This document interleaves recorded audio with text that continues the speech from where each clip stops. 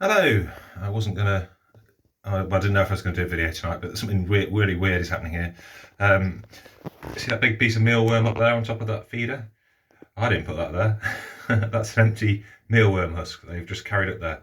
And the reason I started this video is because it's gone now.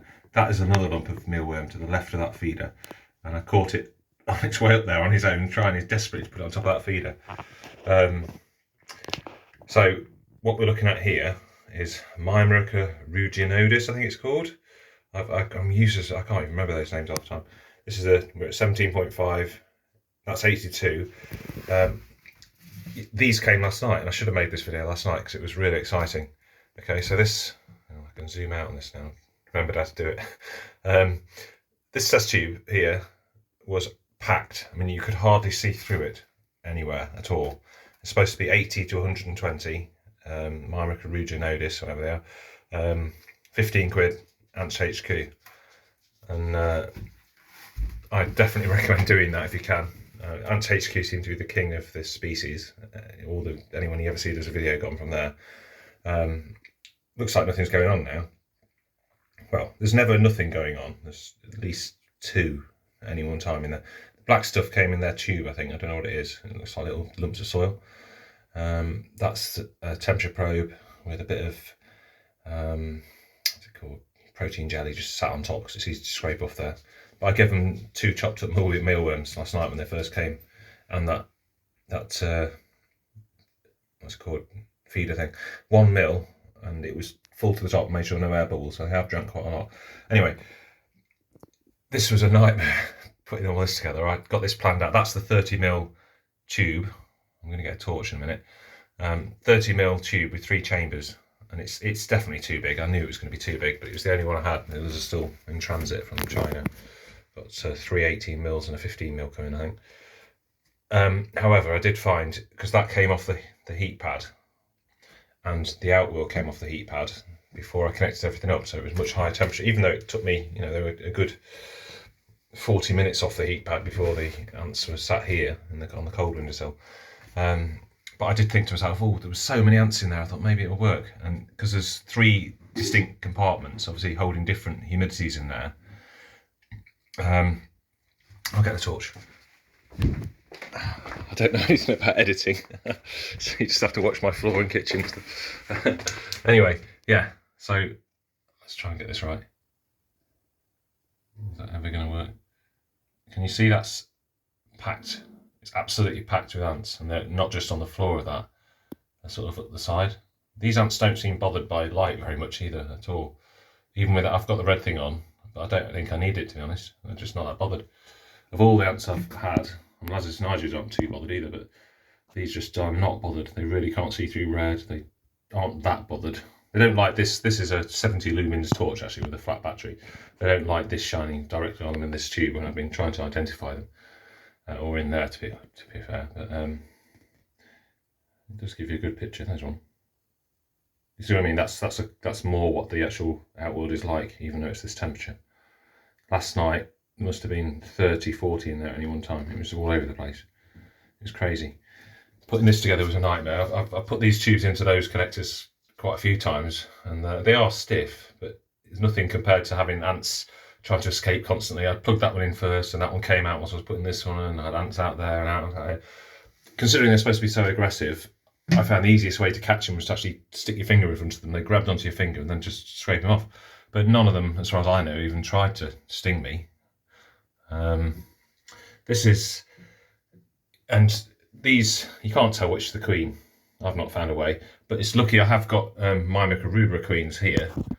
2 of them, well maybe 3. It's supposed to be, I don't want to see it. So I can compare them to, I don't know if you can see that. Is that one there? No, it's a bit of, okay, she has been out in this outworld. There are mini outworlds because they need feeding anyway. I don't think you'll be able to see them. They've both got a bit of chopped up cricket and cotton wool soaked with it's called sunburst, just to come out if they want it. But so I did compare them in the outworld earlier on, this one in the outworld earlier on, to these, to see if, because there's hardly any difference between the 2 ants. I think it's something to do with the antennae. We could tell the difference between a queen of one of these and your average one of these. But the weird thing with these is, I had a few, and I don't know whether they're nanitics or what they are, but they didn't seem to have a gaster, you know, the back piece, the butt. They literally didn't have one. And it wasn't just one ant, there's a few like that. No, healthy ants walking around, but they only had two parts of the body. You know what I mean? Really weird. Yeah. They seemed hungry, they were doing everything the other ants were doing, but they just didn't have a gaster at all. So I don't know what that's supposed to mean. And looking at these really closely, not that you can't now, I should have done this last night, what I was playing at. I thought they were quite polymorphic or whatever. You know, you had big ones and medium ones, and then those really tiny ones with no butt. Well, they weren't that small actually, the rest of them, they just didn't have a butt. But these seem like a nice ant, I really like them. And yeah, I'm not sure about how aggressive they are. I must have had, I probably picked up 10 or 15 with my fingers last night. They seem to just go for your fingers, just as in they'll crawl up your fingers as soon as you put your finger down. So maybe that's a sign of aggression. But they never tried to sting me or do anything like that. I just put them straight into the outworld. This is so high because, well, this video is probably going to run out of my phone camera. I don't know if this has got the Herculeanus queen in there, in that middle one. The worker died in here. I've now blocked this up. Thanks, I should say, I meant to say at the beginning of this video, thanks to Ants England and Basic Ants for their advice. You two definitely give me some good advice, better advice than I was getting anywhere else. Well, I wasn't getting anywhere else, any advice. So I appreciate your help, both of you.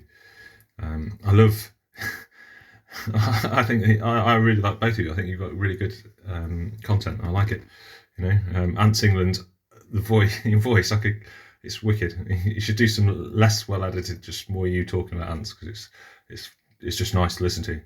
And then Basic Ants, I think, I know you've just said you didn't want to go into exotic ants, but maybe these aren't exotic really, technically, but they're quite active even at low temperatures.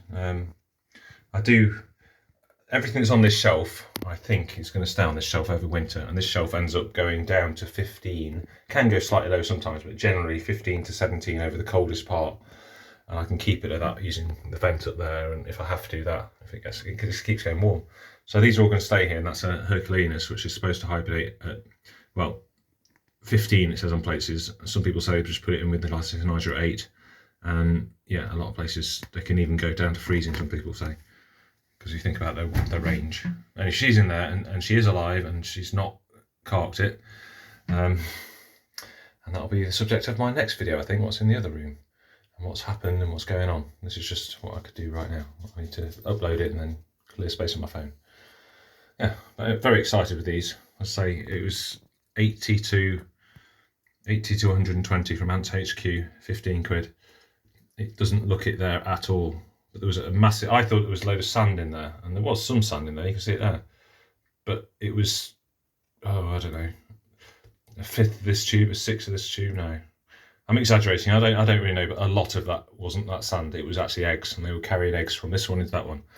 And these bamboo tubes, every time I've ever connected one up, given them a choice between a test tube and a bamboo tube, with every ant, they're in. As soon as they know it's there, that's it.